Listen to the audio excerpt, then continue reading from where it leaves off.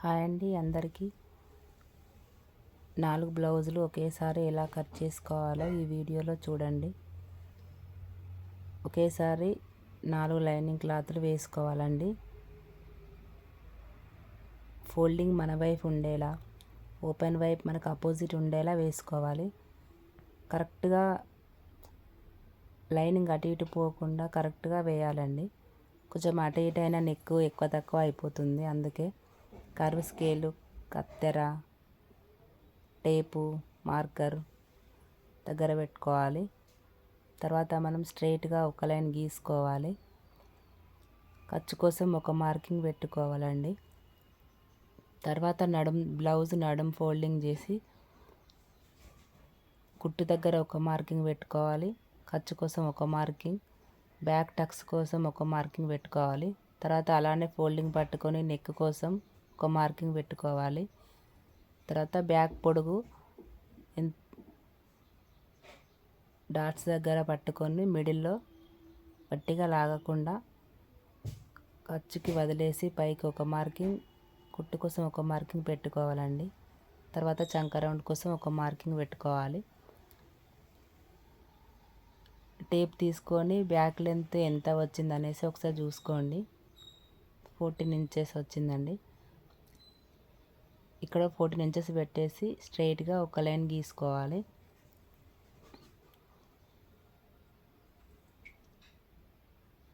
తర్వాత నడుము ఎంత అంటే 7.5 అంటే 29 ఇంచెస్ నడుము లెంత్, 29 ఇంచులు. 29 ఇంచెస్ ఉన్న వాళ్ళకి నెక్ డీప్ ఎంత పెట్టాలని కూడా చెప్తానండి. టేప్తో 29 అంటే నెక్ దగ్గర 2.5 తీసుకోవాలి.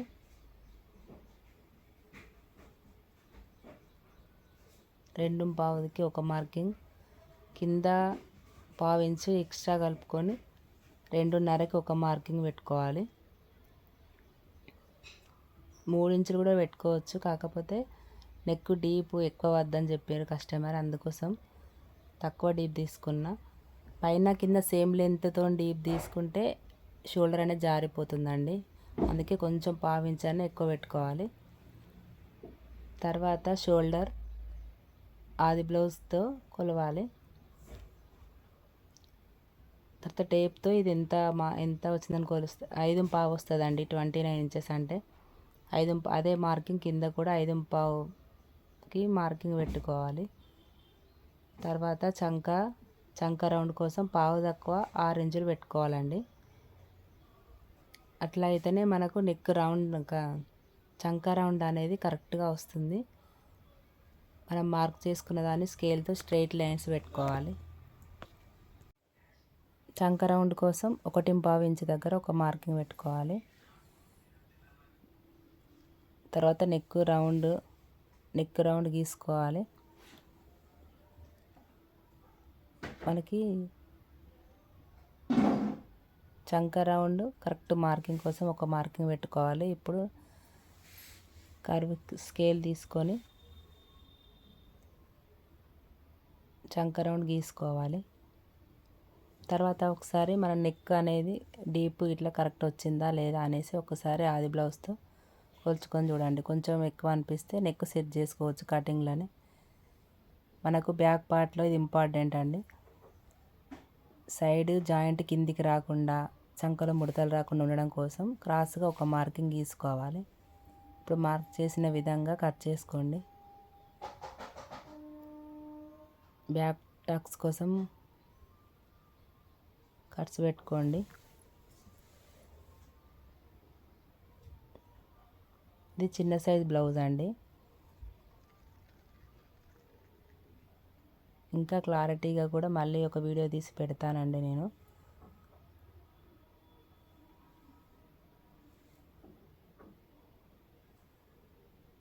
కుట్టు కోసం మనం మార్కింగ్ పెట్టుకున్న దగ్గర టక్స్ పెట్టుకోవాలి. నెక్ ఎలా వచ్చిందో చూడండి. చెక్ చేసుకున్న తర్వాత హ్యాండ్స్ కట్ చేసుకోవాలి. అంటే వాళ్ళు ఇచ్చిన పీసులలో ఒకటి చిన్న పీస్ ఇచ్చారండి, అందుకే ఎల్లో కలర్ పీస్ పక్కన పెట్టేసి 3 లైనింగ్లు తీసుకొని హ్యాండ్స్కి ఇది కట్ చేసుకున్నానండి నేను. ఇవి కట్ చేసిన తర్వాత అది లెంత్ని బట్టి ఆ హ్యాండ్ తీసుకుంటా. మిడిల్లో స్కేల్ పెట్టుకొని ఫోల్డింగ్ చేసుకోండి, కరెక్ట్గా వస్తుంది. లైనింగ్ అటు ఇటు పోకుండా మనకు అన్నీ సేమ్ మెజర్మెంట్తో వస్తాయి. ఇప్పుడు స్ట్రైట్గా ఒక లైన్ గీసుకోవాలి. తర్వాత ఖర్చు కోసం ఒక మార్కింగ్ చేసుకొని హ్యాండ్ పొడవు వచ్చేసి 9 ఇంచెస్ తీసుకోవాలండి.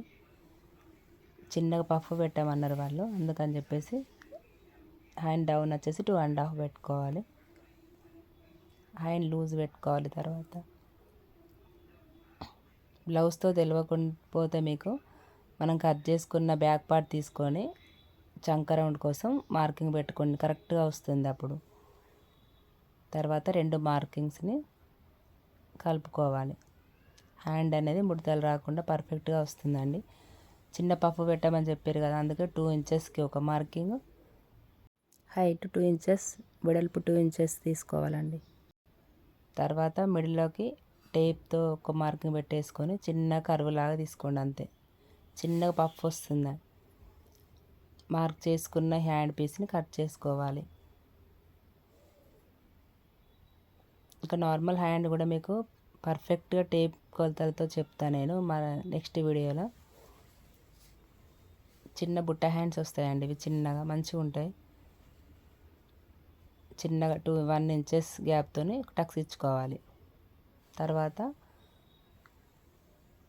హ్యాండ్ లోతు తీసుకోండి, 30 ఇంచ్ వరకు లోతు తీసుకుంటే మనకు ముడతలు అనేది హ్యాండ్లో రావండి.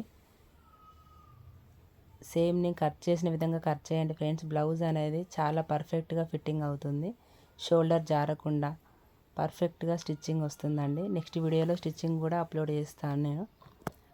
ఇప్పుడు ఫ్రంట్ పార్ట్ అటు ఓపెన్స్ అటు సైడ్ మనకు అపోజిట్ ఉండేలా చూసుకొని ఇలా క్రాస్గా పెట్టుకోవాలి. బ్యాక్ పార్ట్ అనేది 2 ఇంచెస్కి ఫోల్డ్ చేసి ఎగ్జాక్ట్గా దాన్ని మార్క్ చేసుకుంటూ వెళ్ళాలి.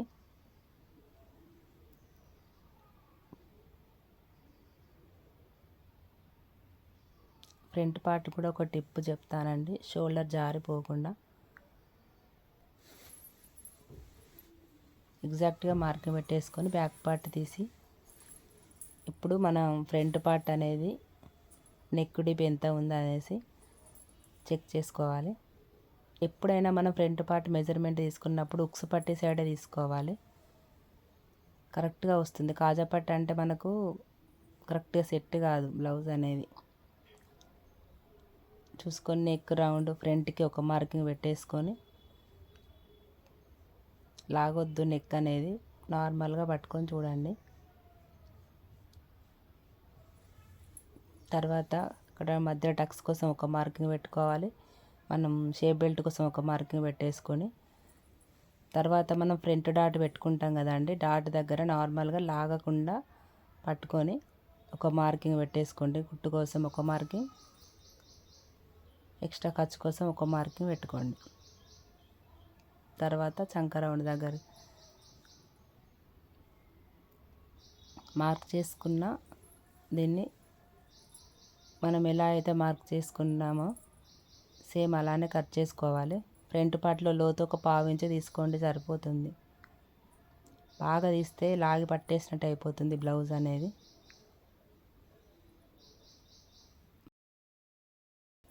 ఇప్పుడు మనం ఫ్రంట్ పార్ట్లో టిప్ చెప్తానని చెప్పాను కదండి, ఫ్రంట్ పార్ట్లో ఒక 1/2 ఇంచ్ అనేది క్రాస్గా కట్ చేసుకుంటే బ్లౌజ్ అనేది షోల్డర్ జారకుండా నెక్ కూడా మంచిగా పట్టేసినట్టు మంచిగా ఫిట్టింగ్ అవుతుంది బ్లౌజ్ అనేది. ఒకసారి నేను చెప్పినట్టు కట్ చేసి చూడండి ఫ్రెండ్స్, బ్లౌజ్ మళ్ళీ ఎలా వచ్చింది అనేసి నాకు కామెంట్ కూడా చేయండి. మనం ఆది బ్లౌజ్తోనే టక్స్లు చూసుకోవాలండి.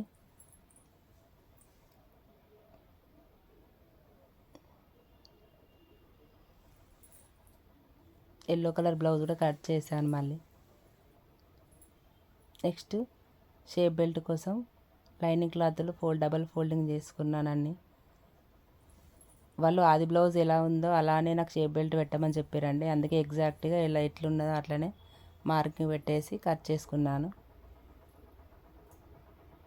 నా కటింగ్ వీడియో మీకు నచ్చినట్లయితే ప్లీజ్ ఫ్రెండ్స్ ఒక లైక్ చేయండి, కామెంట్ చేయండి, కొంచెం సపోర్ట్ చేయండి ఫ్రెండ్స్ ప్లీజ్. ఇంకా ఏం డౌట్స్ ఉన్నా కామెంట్ చేయండి.